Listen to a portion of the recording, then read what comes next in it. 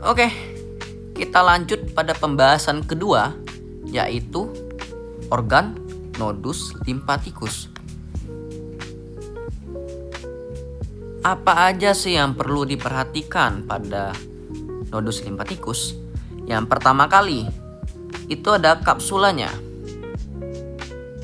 Lalu yang kedua itu hilum. Nah, hilum itu di sini nggak kelihatan banget ya guys, jadi nggak akan kita bahas. Yang ketiga nih ada yang penting juga nih, korteks. Lalu ada trabekula, medula, dan sinus limfatikusnya. Oh ya, tambahan lagi ada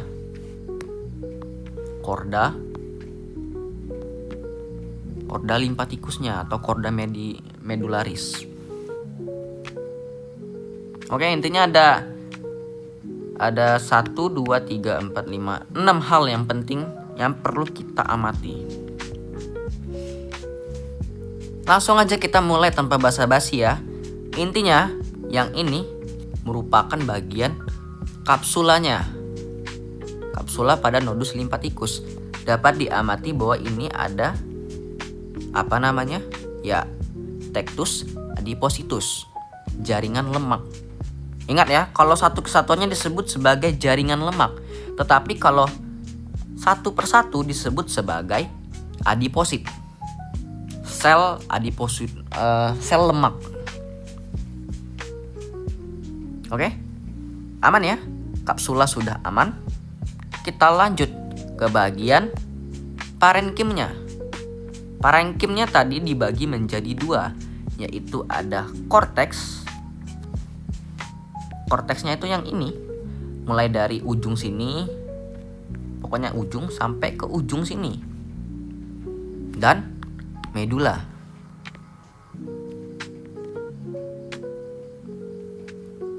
Nih, di situ. Oke, langsung aja kita ke pembahasan intinya. Intinya aman ya, ada korteks dan medula. Kita ke korteks terlebih dahulu. Lanjut ke preparat yang sebelah, berbesaran 40 kali. Di korteks kita dapat mengamati ada suatu struktur yang disebut sebagai folliculus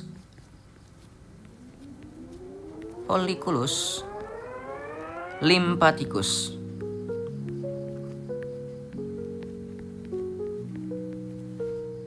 Nah, atau nama lain dari folliculus limfatikus itu adalah nodulus limfatikus atau nodus lymphoideus.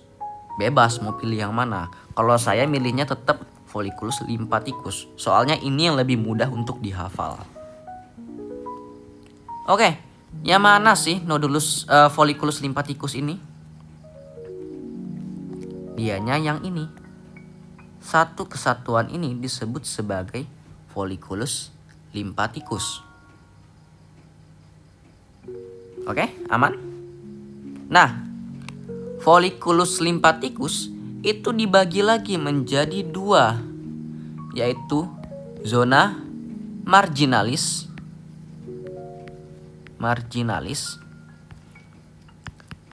Marginalis tuh marginal tuh artinya di pinggir, bukan mentega. Oke, gak penting. Lalu ada sentrum, zona tengahnya ya, yang disebut sebagai sentrum germinativum.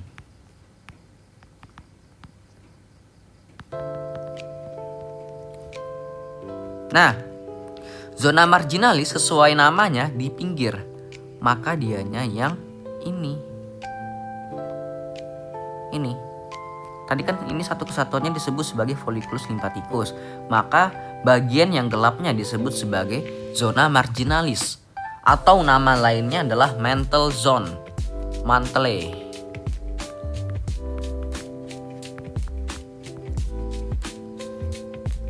Bebas mau pilih yang mana, entah zona marginalis atau mantle zone. Kalau saya lebih prefer ke zona marginalis. Oke, aman ya. Intinya bagian yang gelap-gelap ini. Terus nanti misalnya kalau ada pertanyaan, apa jenis sel penyusun pada zona marginalis? Jenis penyusunnya adalah sel T. limfosit T. Aman ya? Lalu, struktur kedua pada folikulus limfatikus adalah ini bagian tengahnya yang terang disebut sebagai centrum germinativum. Kalau ada pertanyaan, semisal jenis apakah sel yang menyusun pada centrum germinativum, maka jawabannya adalah sel B, sel limfosit B atau plasmositus. Nah, pilih yang mana, bebas. Sorry guys, plasmosit itu enggak ya, bukan di sini. Ada tapi bukan dominasinya, bukan plasmosit. Jadi jawaban yang paling tepat itu adalah sel limfosit B. Kalau yang ini sel limfosit T. Aman ya? Udah. Di bagian korteks cuma itu doang yang dapat kita amati. Nggak perlu ribet-ribet. Sistem imun, histologi pada blok sistem imun itu sangat simpel. Hanya saja penjelasan sistemnya itulah yang sulit. Oke, kita lanjut ke bagian medula. Medula, bagian tengah. Terdiri dari apa? Intinya ada dua hal yang perlu kalian perhatikan, yaitu ada struktur disebut sebagai chorda medullaris. Kok gak mau sih ini?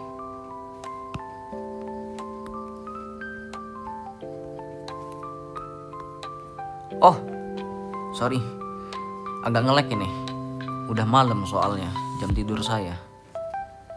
Yang pertama itu ada chorda medullaris.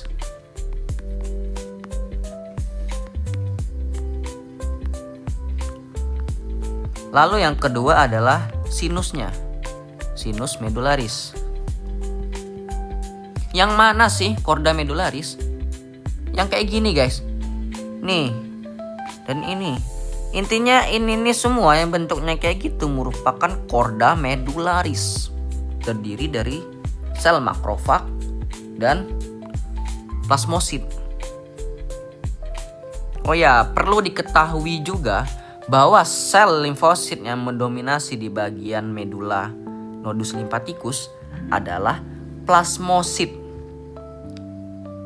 yaitu diferensiasi atau hasil maturasi dari sel limfosit yang B. Dia sudah menghasilkan antibodi jenisnya itu IgG, bukan IgM lagi. Oke? Sudah ya. Intinya tuh cuma perlu pahami chorda medullaris itu yang mana pada nodus limfatikus.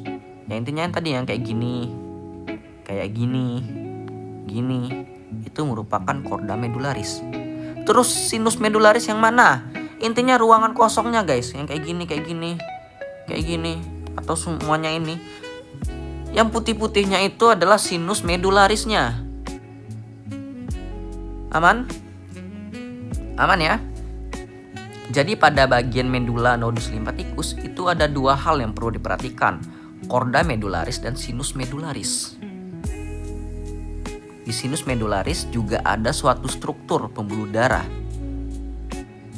yang merupakan tempat masuknya limfosit T. Disebut sebagai HEV. HEV bukan pakai I, pakai E. HEV. Atau nama panjangnya adalah high endothelial venule. Jadi ini merupakan struktur vena yang high endothelial. Ya, intinya kayak gitu. Yang mana sih dia? Yang kayak gini guys. Tuh HEV. Ini juga nih HEV. Oh, kita kasih warna yang berbeda. Warna merah.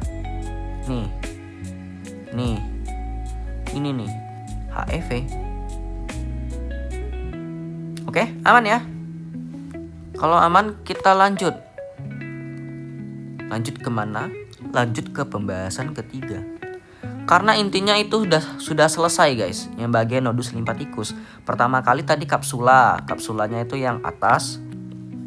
Terus ada korteksnya yang terdiri dari folikulus limfatikus yang mana folliculus lymphaticus ini terdiri dari dua hal, yaitu ada zona marginalis dan centrum germinativum. Zona marginalis terdiri dari sel limfosit T, sedangkan zona centrum germinativum terdiri dari sel limfosit yang B. Lalu beralih ke bagian medulanya.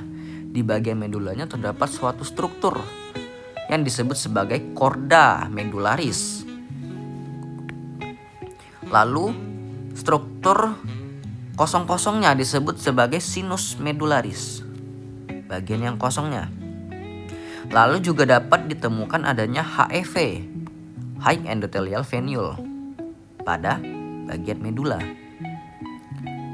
Dan juga sel penyusunnya pada bagian medula ini didominasi oleh plasmositus. Ya, intinya kayak gitu guys. Sepertinya sudah aman. Itu saja sih. Oke, kita lanjut.